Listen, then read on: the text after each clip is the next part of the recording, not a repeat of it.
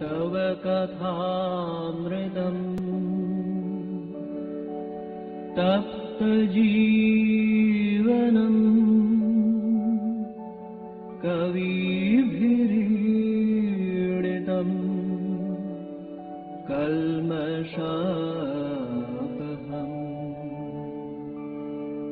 श्रवणमङ्गलम् श्रीमदाततम् भुवि गृह्णन्ति ये भूरिदा जनाः भुवि गृह्णन्ति ये भूरिदा जनाः।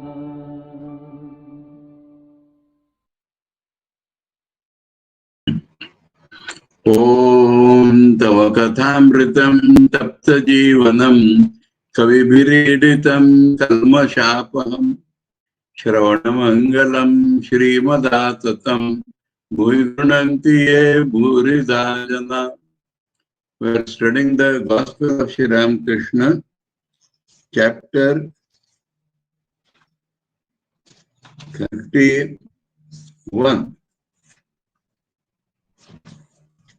The heading of the chapter is Advice to Ishan, October 11, Saturday, 1884.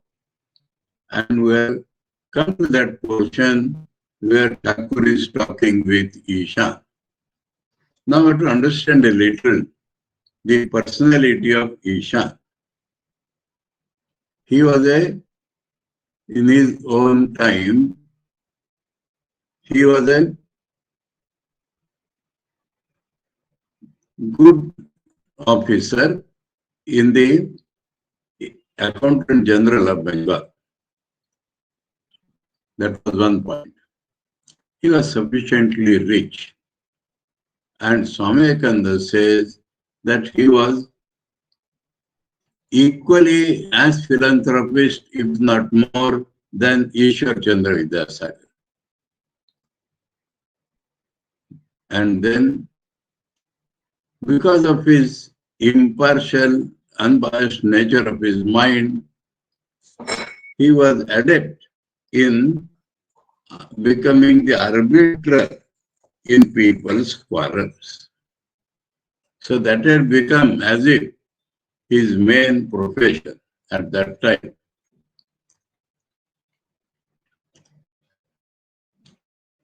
And so, then he was a great ritualist. And Purascharan, that means sunrise to sunset, Gayatri Japam, he had done several times. And he became devoted to Sri Ramakrishna. Sri Ramakrishna went to his house several times.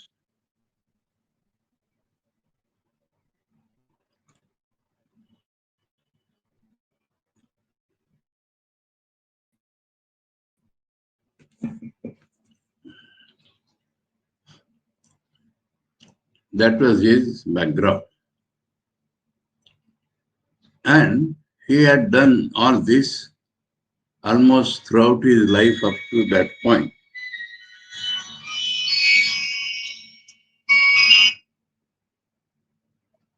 Class सुरू झाल्यामध्ये आम्हीचा class सुरू झालेला आहे.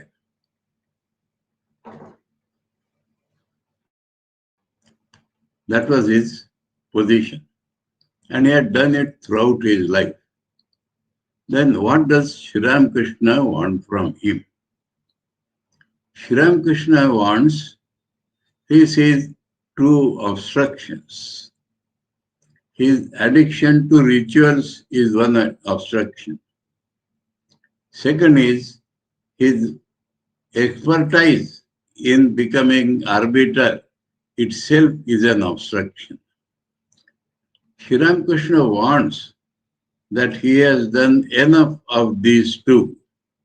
It is high time for him to go deep into spiritual life, to cultivate madness of love for God. This is the background. And Sri Ramakrishna goes on scolding him, speaks harshly to him, knowing that he has such a character that he won't be hurt by that. That is knows. Otherwise, he would not have spoken so harshly to him. This is the background. And when he says that, why you are doing this arbitrariness, he said, it is not that my will.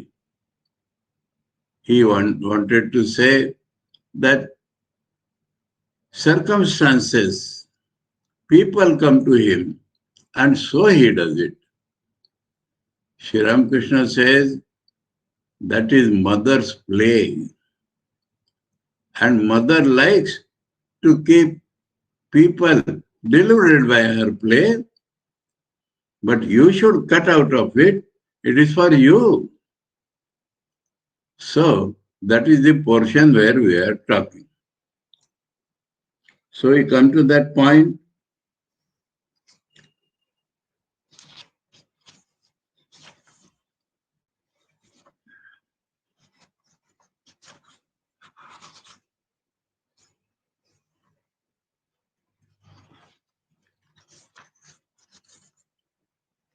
The pages got ruffled. What happened? The pages slipped away. I have to hold so many things.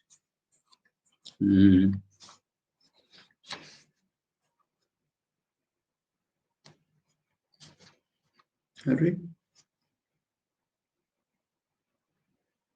Where is it gone? Here. So we are at that point.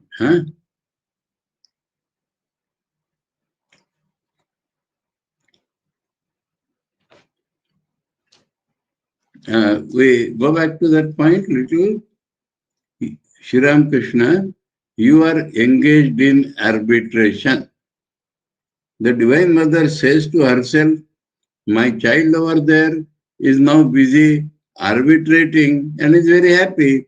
Let him be.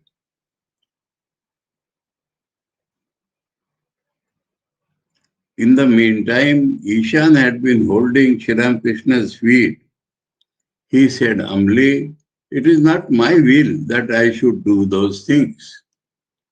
Understand whatever circumstances, mother's will, Master, I know it.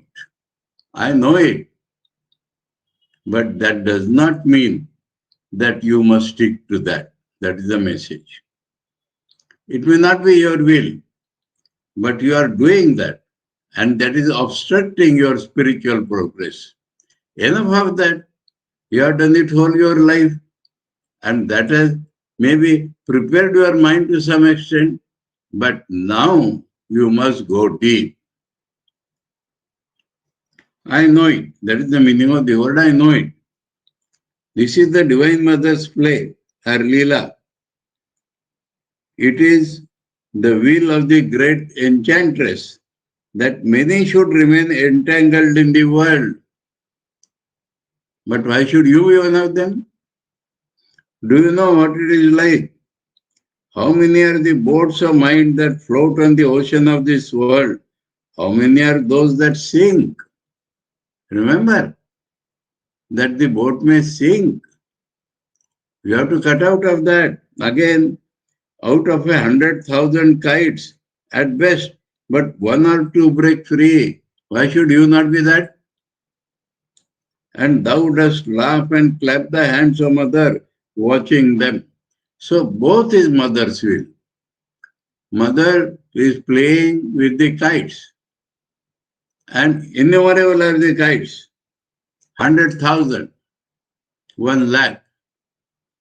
And one or two of them are cut and freely they float. And mother likes that. Mother is happy. She claps her hand. So understand this point. Mother is not only playing. She is very happy when her children cut free and go out of the bondage. So understand these two songs of Thakur. I know that you may not feel it as your will. You may feel it as circumstance because you are expert in that. People come to you, or you may even take it as mother's will, but that is deluding you. That is keeping you bound in sansar. That you must realize. And you must make effort to cut out of it. That is the lesson Thakur wants him to learn. Haven't you seen the game of hide and seek? It is the granny's will that the game should continue. If all touch her and are released, then the playing comes to a stop. Therefore, it is not her will that all should touch her. This is all right, but not for you. So Thakur understands this world situation well, but you have to come out of it. Not that Thakur does not know. You see, in big grain stores, the merchants keep rice in great heaps that touch the ceiling. Besides them, there are heaps of lentils. To protect the grain from the mice, the merchant leave trays of puffed rice and sweetened rice near it. Puffed rice and sweetened rice. That is also puffed. Puffed and popped. Pop rice, mudi. Puffed rice, sweetened mudki.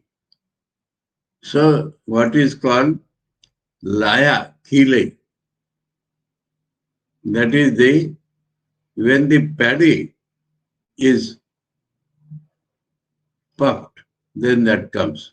Or popped, as you like to call it. And when the rice is baked through sand, it is another variety, puffed and popped. Mudi and khile, laja, laya, or in English, pop.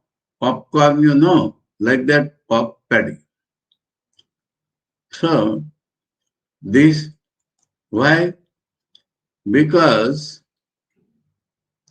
say, one measure of rice would grow into 10 or 20 measures of that variety.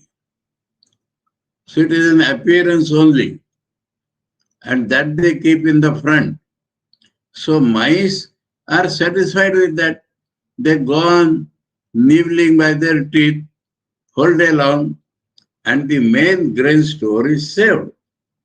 So that is what mother makes you play, and there are others who can have tea. That is what Thakur is doing again and again. Have to say,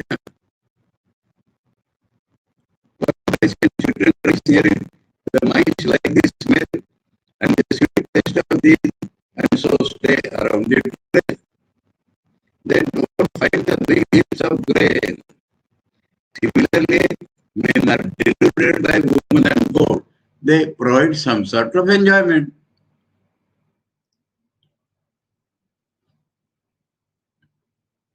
They do not know where God is. So all this is directed to Ishan. Ishan is holding Sri Ramakrishna's leg all the time. He is listening to those things intently. He is devoted to Sri Ramakrishna, and that is why Sri Ramakrishna is awakening him. Enough of these, go deep. Rama said to Narada, now see the other side. Rama said to Narada, ask a boon of me. Narada said, O Rama, is there anything I lack? What shall I ask of thee? But if thou must give me a boon, grant that I may have selfless love for thy lotus feet, and that I may not be deluded by thy world bewitching Maya. So both belong to Rama, the world bewitching Maya and love, devotion for his lotus feet. So Narada wants that. Kathopanishad says, Shreyascha Prayascha Manushya Metat. So pleasurable and ultimately beneficial present before a man in a mixed way.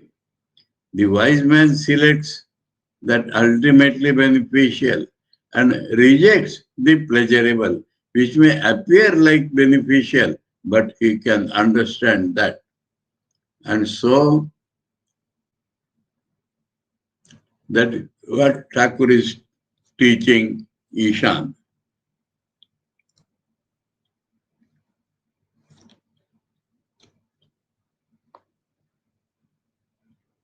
Rama said, Narada asked something else. Narada again replied, Oh Rama, I don't want anything else. So this also should be clear. Renounce everything else to get the real.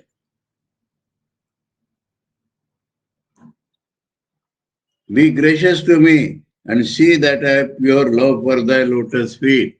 So the other side of the coin Thakur has shown. Then he himself, I prayed to the Divine Mother, Oh Mother, I don't want name and fame. People will praise you. Ishan, you are a great man, this and that. But that is not what you want. That is not what you should want. I don't want the 8 occult powers. I don't want 100 occult powers. So 8 are famous. But Thakur says, I don't want anything of that type. People think of spiritual people only when they say some powers. That is a modern trend. And they call them godmen. And the so-called godmen fall a prey to beastly enjoyment, and they are put in jail also.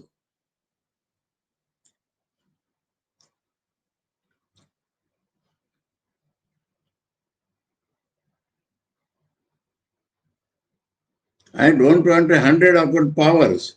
That means I don't want anything of the type of occult powers. Oh Mother, I have no desire for creature comforts, bodily comforts. Please, Mother, grant the boon that I may have pure love for thy lotus feet. It is written in the Adhyatma Ramayana that Lakshman asked Rama, Rama, in how many forms and moods do you exist?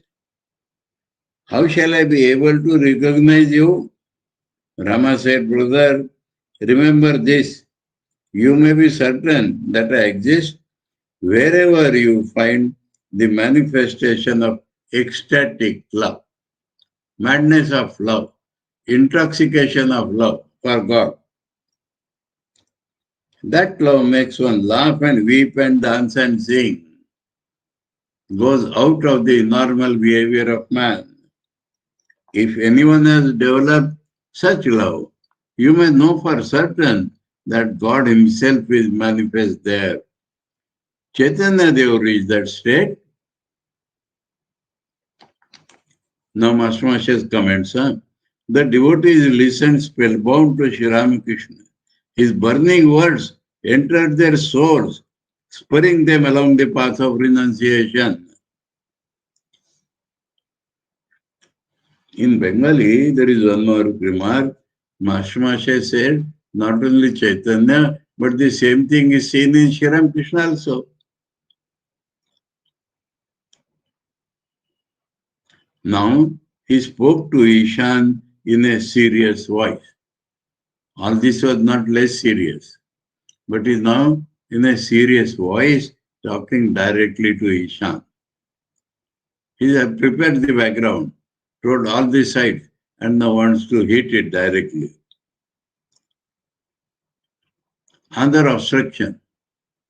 Master, don't forget yourself because of what you hear from your flatterers.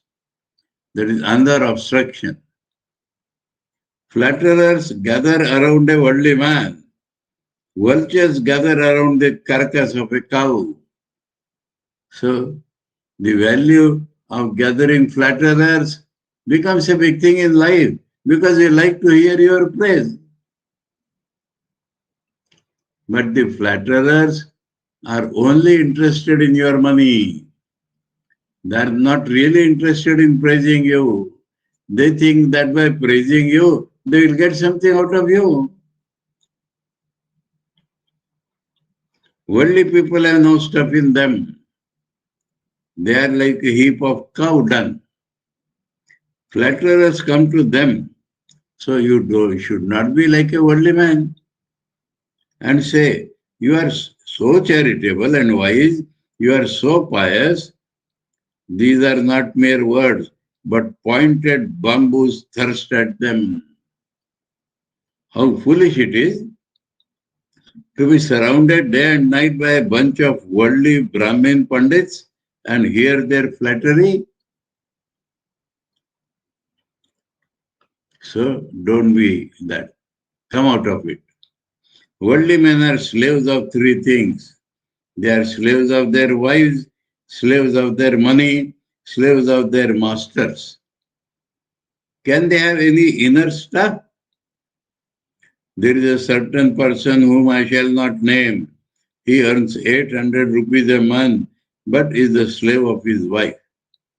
He stands up or sits down at her bidding, to whomsoever it may have referred.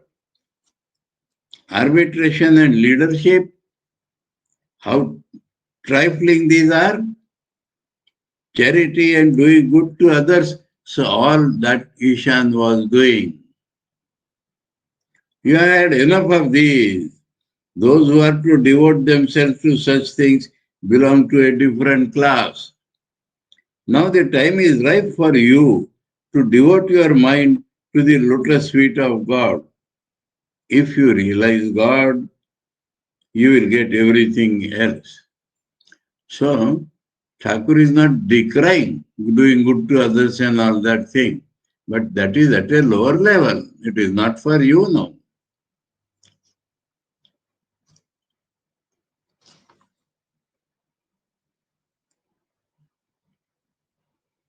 And then what is on the other side? You give up these things in order to make proper effort to realize God. And after you realize God, what happens? Everything comes to you automatically. You don't have to labor for that. So by giving up, you should understand that you are not really giving up. You are giving up to achieve a greater aim. And that greater aim is all inclusive. Once you get that, you get everything which you are giving up now. So the giving up is of a temporary nature, but absolutely essential to get the reality. See, Thakur's message here in every sentence. First God, then charity, doing good to others, doing good to the world, and redeeming people. Now, understand one more thing. People quote this line often. Understand that none of Thakur's sentence should be taken blindly to be universal teaching. He's talking to Ishan, you remember, who has all the assets, and he should now go into deep, and that he will get everything. So often it is quoted first God and then the world. Unless you are unselfish, how are you going to go to God? So every sentence, as Master Masha here has mentioned, is a directed sentence, though it may carry message for the whole world, and that is why it has been included in the gospel. But that fits in as advice to somebody at some point of their life, not all the points. So all persons, all places, all conditions of the mind Sentences from gospel should not be applied to all these three. That is useful to some people at some time, but not all people at all time. Exceptions are always there, and especially Thakur wants Ishan to dive deep. That obstructions he removes.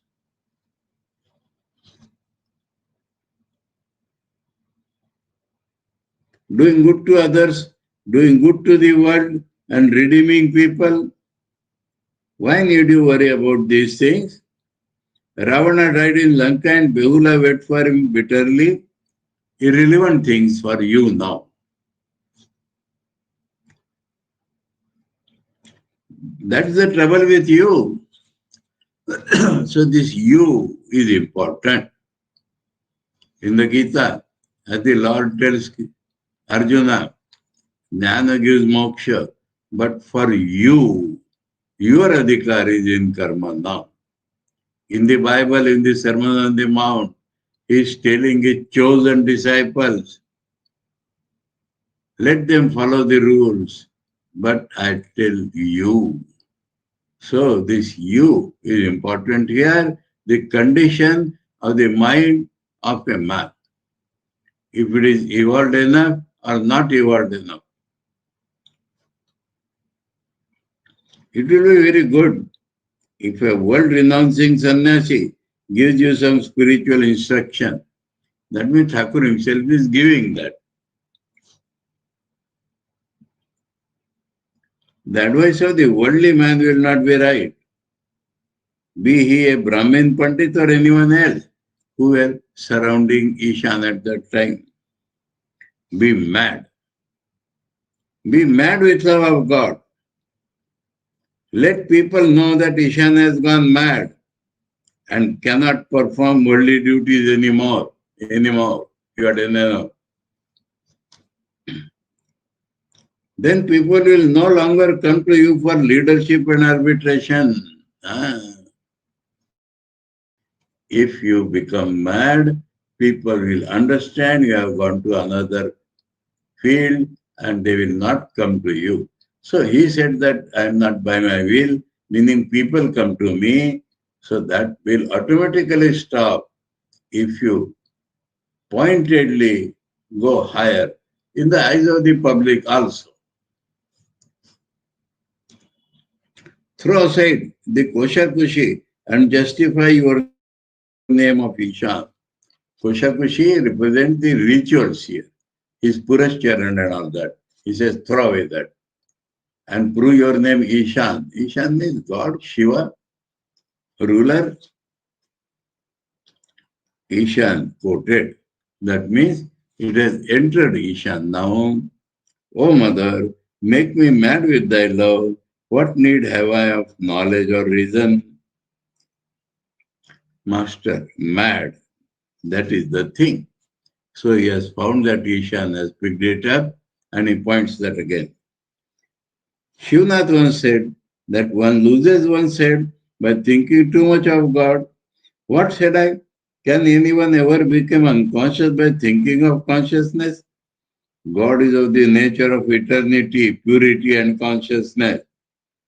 Through his consciousness, one becomes conscious of everything. Through his intelligence, the whole world appears intelligent.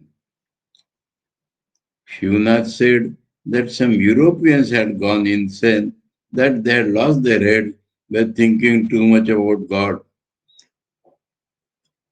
Now, what is the Thakur's reply to that? In that case, in their case, it may be true, for they think of worldly things.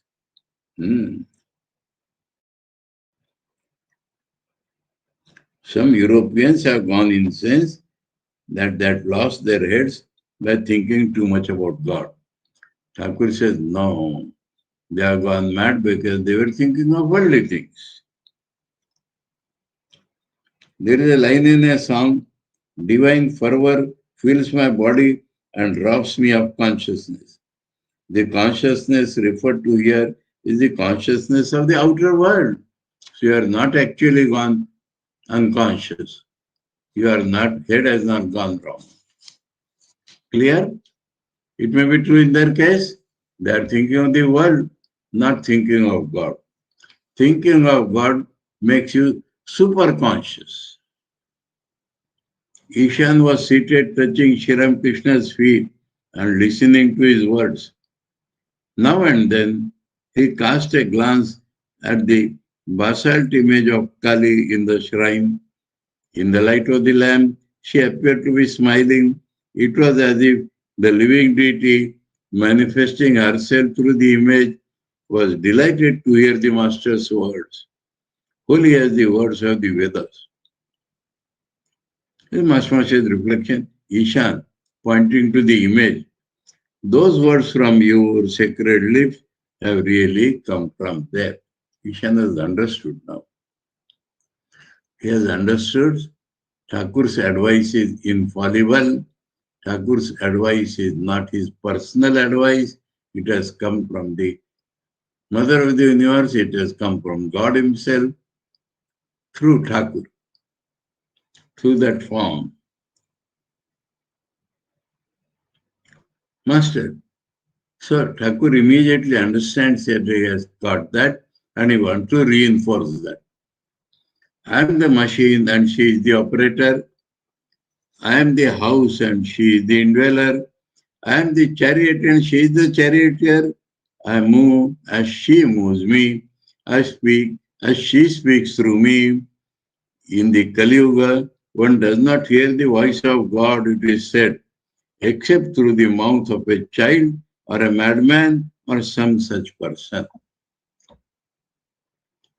So Akashvani is not there, but sometimes children speak highest truth because they are too simple and pure, so God speaks through them. Or through madman, because he has no hold over his eye, so Ishwar speaks through them. Or some such person, that means not mad, but intoxicated with God. So Thakur has confirmed that his mother speaking through Thakur. A man cannot be a guru, so don't take Thakur as a man. Everything happens by the will of God. Heinous sins, the sins of many births and accumulated ignorance all disappear in the twinkling of an eye through the grace of God. When light enters a room that has been kept dark 1,000 years, does it remove the 1,000 years darkness little by little? Or instantly? Of course, at the mere touch of light, all the darkness disappears. So, knowledge and ignorance is destroyed by knowledge. It does not take time. What can a man do? He may speak many words, but after all is said and done, everything rests with God. The lawyer says, I have said all that was to be said, now the verdict rests with the judge.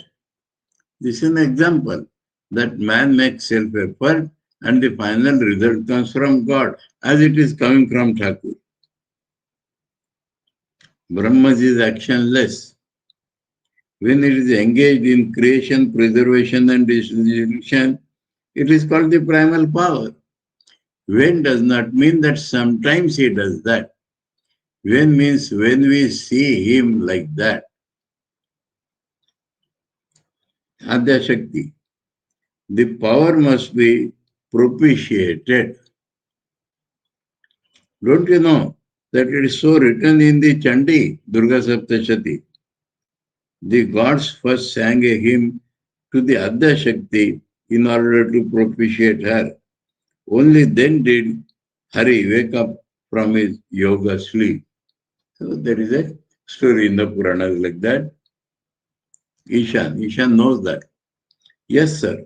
Brahma and the other gods sang the hymn at the time of the death of the demons Madhu and Kaitava.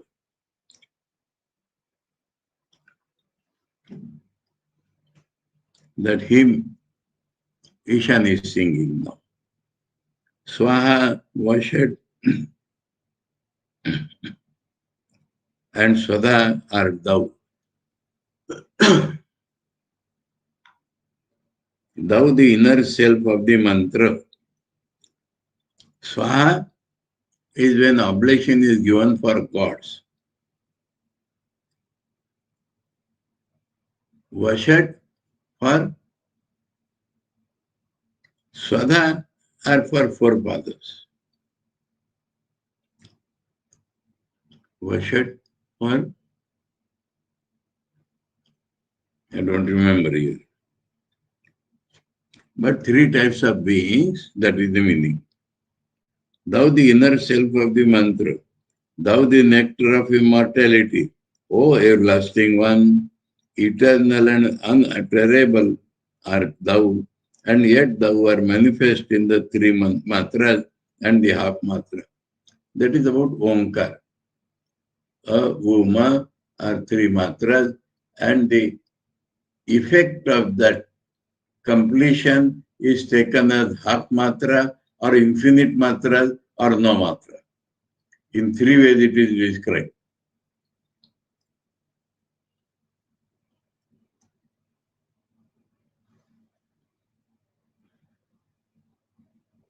O goddess, thou art Savitri.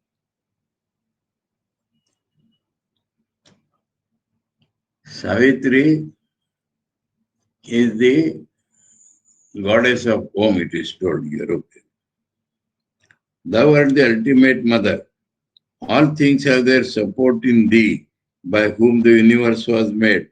O goddess, thou sustainest all, and all by thee is this devoured. Both. Creator, preserver, and destroyer. That is the speciality of Hinduism or Indian religion. All others bring in a devil to destroy the world. Because the Indian concept is that world is not real. So dissolution is a part of the play. It only shows that the world is not real. God alone is real.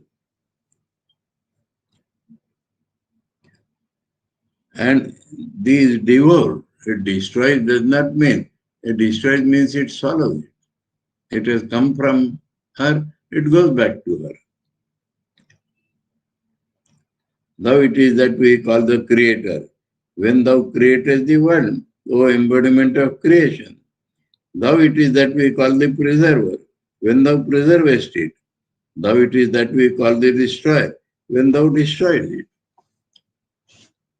So these are the names given in different states. So this is what Ishan has sung. Master, yes, but you must assimilate that. You understand? He may be remembering so many things.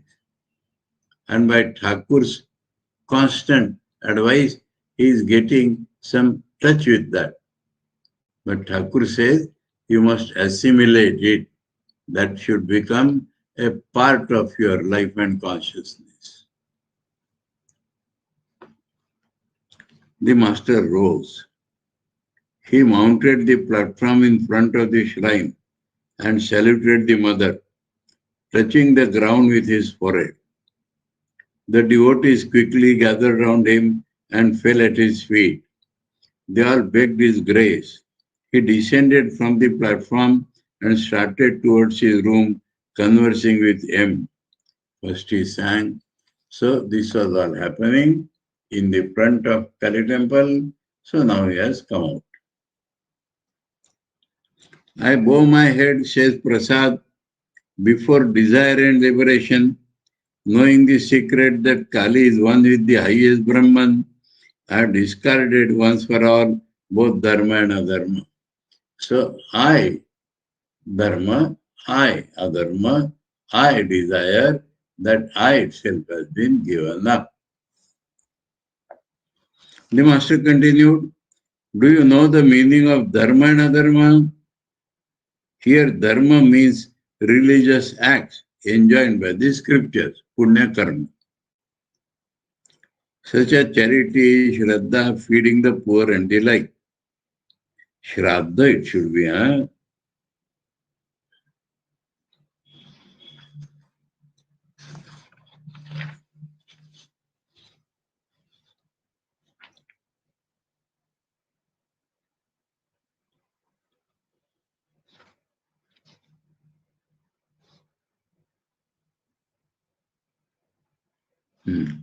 Shraddha, please, Shraddha. The English spelling will not make it clear. It appears Shraddha, but it is a portion of the rituals.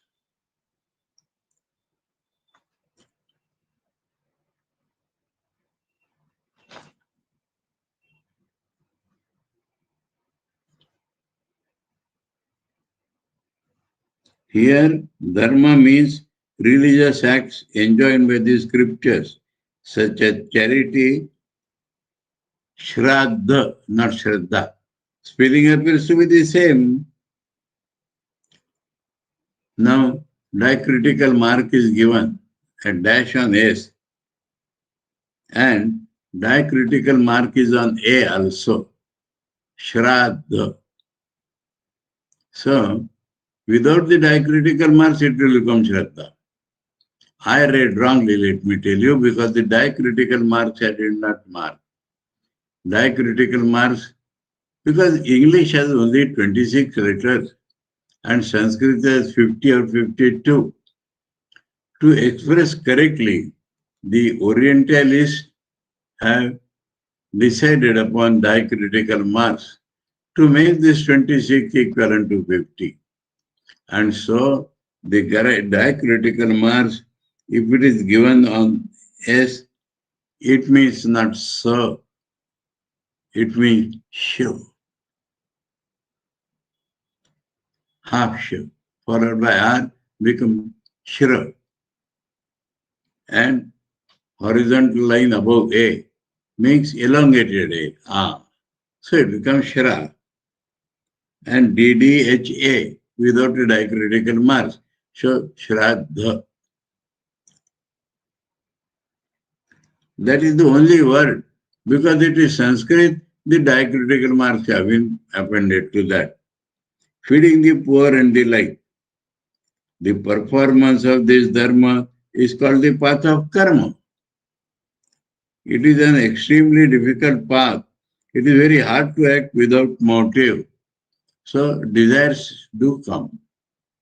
Therefore, one is asked to pursue the path of devotion.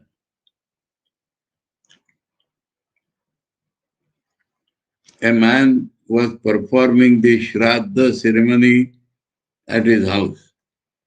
He was feeding many people. Just then a butcher passed, leading a cow to slaughter. He could not control the animal and became exhausted. He said to himself, "Let me go into that house and enjoy the feast of the Shraddha ceremony and strengthen my body. Then I shall be able to drag the cow along." So he carried out his intention. But when he killed the cow, the sin of the slaughter fell also on the performer of the Shraddha. So, karma law says, Krita Karita Anumodita. Either you do, you make others do, or have support their doing, the result will come to you. That is the hard rule of karma. That is why I say the path of devotion is better than the path of action. So path of action here means Vedic karma kanda, remember.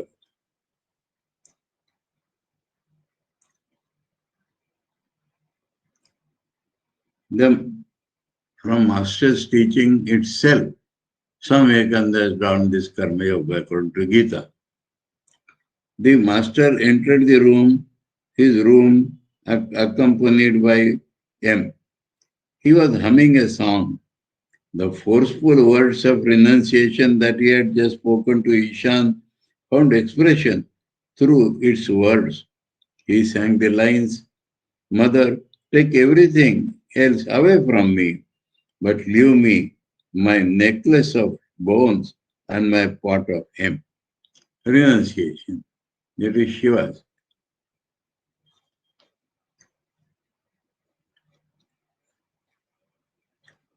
So Master said through that song, that very renunciation call was coming. Sri Ramakrishna sat down on this small coach and other Kishori and the other devotees sat on the floor. That means Ishan is not mentioned here. Huh? Is there any clear mention that Ishan had gone?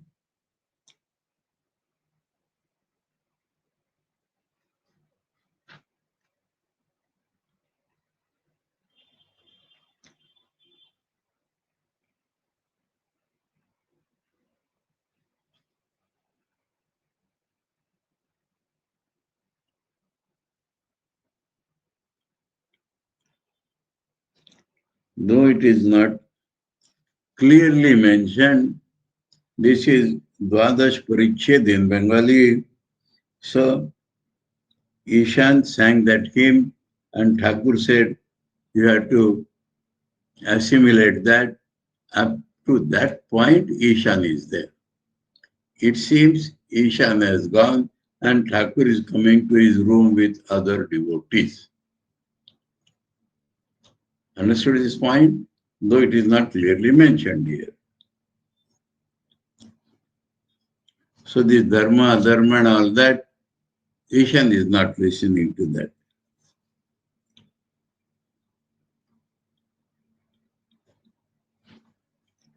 Sri Ramakrishna sat down on the small coach and other Kishori and the other devotees sat on the floor.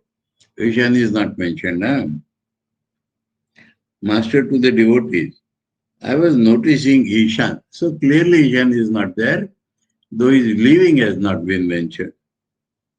Why he hasn't achieved anything?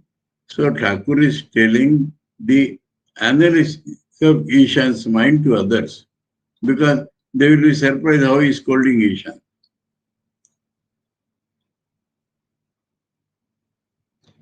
What can be the reason? He practiced the Purascharana for 5 months. That would have caused a revolution in any other person. Why it has not done so in Ishan? Other.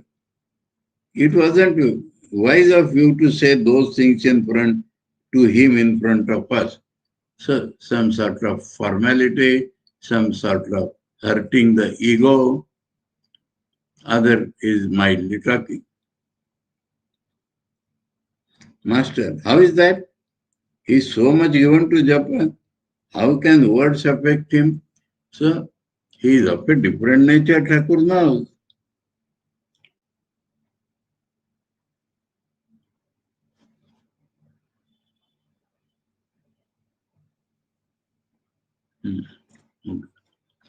So by doing japa, his mind has come to such a state that he will not feel ego, he will not feel, because I told in front of you, he will not mind it. All that Thakur knows.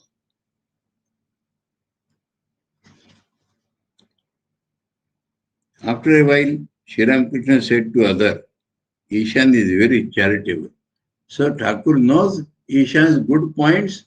So he is telling other that I scolded him does not mean that I do not know his good points. Said to other, Ishan is very charitable and he practices japa and austerity a great deal. The master remained quiet for a few moment. The eyes of the devotees were fixed on him. Suddenly Sri Ramakrishna said to other, you have both yoga and bhokti. Because other has said something, Thakur is thinking of other now.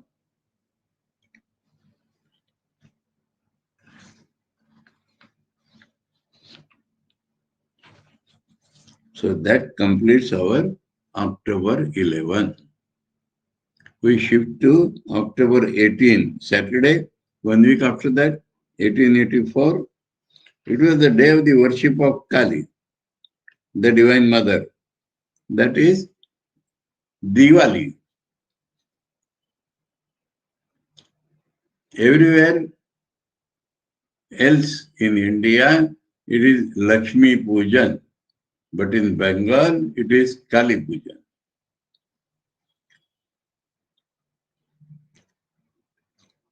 The worship was to begin at 11 o'clock at night. The Lakshmi Puja happens after sunset. Several devotees arrived at the temple garden early in the evening. They wanted to visit Sri Ramakrishna during the holy hours of the night of the new moon. M came alone to the garden about 8 o'clock in the evening. The great religious festival had already begun. Lamps had been lighted here and there in the garden. So that is common, whether it is Kali Puja or Lakshmi Puja, it is Amavasya night, the new moon night or dark night, and lights are lamped everywhere. They say it is in honor of Rama killed Ravana, came back to Ayodhya, and he will be coronated now. So that welcome to Rama because of this, that is the lighting of lights.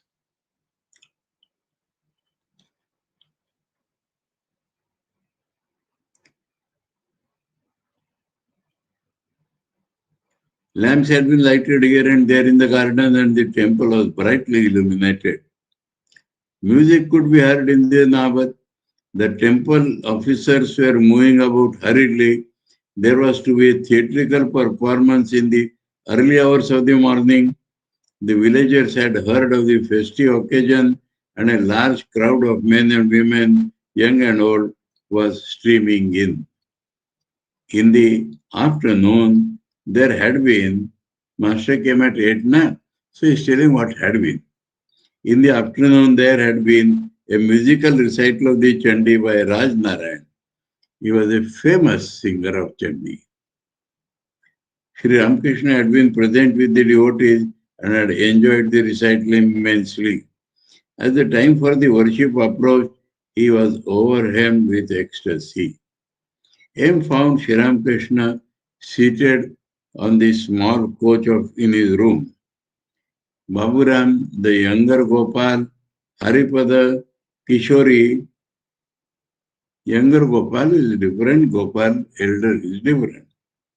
Haripada, Kishori, a relative of Niranjan, a young man from Aryada, and other devotees were seated on the floor facing him. Ramlal and Hazra were in the room part of the time. Niranjan's young relative was meditating in front of Sri Ramakrishna as the master had bidden. M saluted the master and took a seat. After a while, Niranjan's relative bowed low before Sri Ramakrishna and was about to depart. The young man from Aryadava also wished to leave. The master said to Niranjan's relative, "When will you come again?" Devotee, "Perhaps next Monday." So, because he is a great sadhaka, Thakur is so much solicitous for him. Master eagerly, "Do you want a lantern to take with you?" Devotee, "No, sir. I live next to this garden. I don't need a lantern." Master to the young man from Aryadava, "Are you going to?" Young man, "Yes. Yes, sir, I have a slight cold." Master, "All right. Cover your head." So, equally loving and careful about all. They again saluted the master and took their leave. It was the awe-inspiring night of the new moon. The worship of the Divine Mother added to its solemnity. Sri Ramakrishna was seated on the couch, leaning against a pillow. His mind was indrawn. Now and then he exchanged a word or two with his devotees. Suddenly he looked at him and the other devotees and said, "Ah, how deep the young man's meditation was." So that man's meditation was very deep. Thakur could understand that. To Haripada, "Wasn't it deep?" Haripada, "Yes, sir. He was motionless as a log." master to Kish. So he is asking this and that. Why? So when they perceive this, it will ignite their mind also. Master to Kishori. Do you know that boy? He is a cousin of Niranjan. Again there was silence in the room. Haripada was gently stroking the master's feet. The master was humming some of the songs he had heard that evening during the recital of the Chandi. He sang softly, "Who is there that can understand what Mother Kali is? Even the Sikh darshanas are powerless to reveal her." We had talked about it.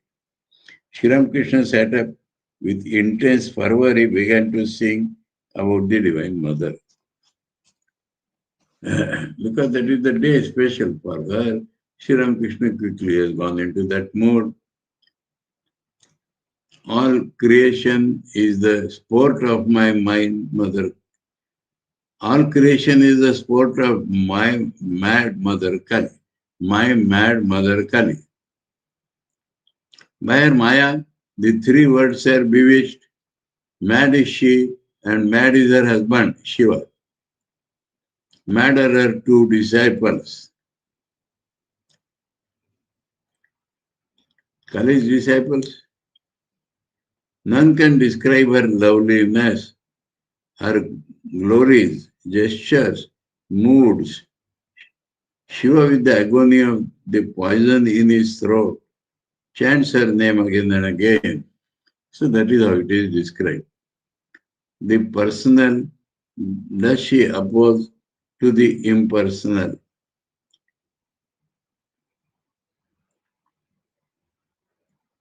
Breaking one stone with another, between personal and impersonal.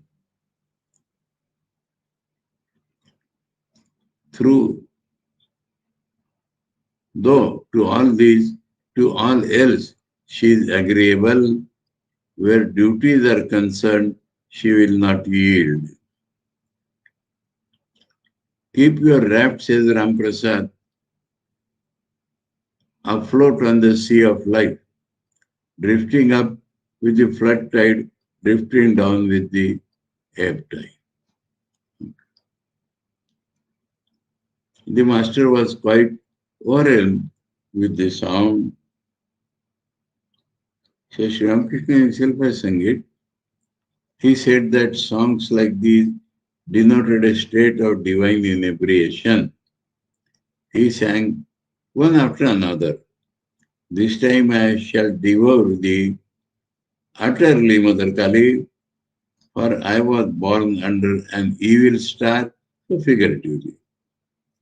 And one so born becomes, they say, the eater of his mother. Figuratively all this. Then, O Kali, my mother full of bliss, enchantress of the Almighty Shiva, in thy delicious joy thou dancest, clapping thy hands together. And then, if at the last of my life breath leaves me as I repeat the name of Kali, I shall attain the realm of Shiva. What does Banaras mean to me? Infinite are my mother's glories. Who can find the end of her virtues? Shiva, beholding their smallest part, lies prostrate at her lotus feet.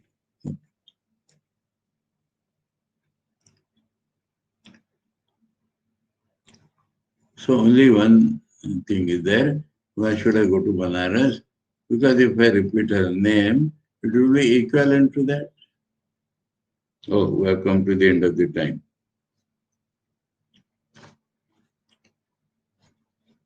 The singing was over.